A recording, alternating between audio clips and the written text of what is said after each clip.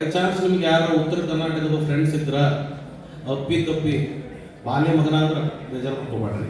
ಅವ ಇರೋದು ಹಂಗೆ, ಅವ ಭಾಳ ಒಳ್ಳೆ ಮನುಷ್ಯನ ಅಂದಿರ್ತಾನೆ, ಯಾರೂ ತಪ್ಪು ತಿಳ್ಕೊಳ್ತಾರೆ. ಕೆಲವೊಂದು ಡಿಸ್ಕ್ಲೇಮರ್ ಓಡಿಸಿರ್ತಾವೆ, ಎಸ್ ಮಗ, ಆ ಮಗ, ಈ ಮಗ, ಅವು ಏನೇನೋ ಅಂದ್ರೆ ಅವು ನಿಮಗೆ ಬೈಗಳ, ನಮಗವು ಮಾತು ಇಷ್ಟ ವ್ಯತ್ಯಾಸ. ಅದು ಸರಿ. ಇವಾಗ ಉತ್ತರ ಕರ್ನಾಟಕ ಅಂದ್ರೆ ಗಂಡು ಮೆಟ್ಟಿದ ನಾಡು, ಗಂಡು ಮೆಟ್ಟಿದ ನಾಡು ಅಂತ ಹೇಳ್ತಾರೆ. ಅದ್ರ ಕಾರಣ ಏನು? ಮೆಣಸಿಕಾಯಿ ತಿಂತವ್ರೆ ಹುಯಿ ಅಂತ.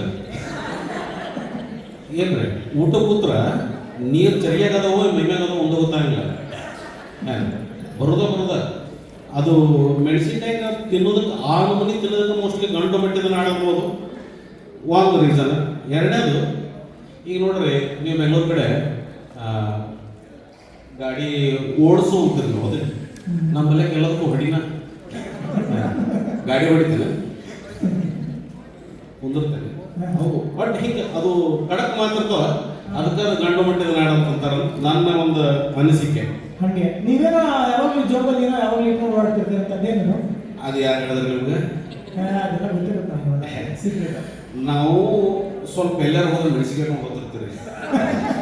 ಇಲ್ಲಿ ಹೋಟೆಲ್ನಾಗ ಅಲ್ಲಿ ಊಟದ ಕಾರ್ಯಕ್ರಮ ಖಾಯಮ ಬಿಟ್ಟಿರ್ತೀವಿ ನಾವು ಒಳಗೆ, ಹಸಿ ಮೆಣಸಿನ್ಕಾಯಿ ತೊಗೊಂಡು ಹಂಗೆ ಹೋಗ್ತಿರ್ತೀವಿ ನಾವು.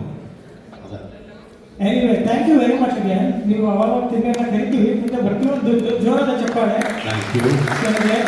ಸ್ವಲ್ಪ ಹೆಚ್ಚಿನ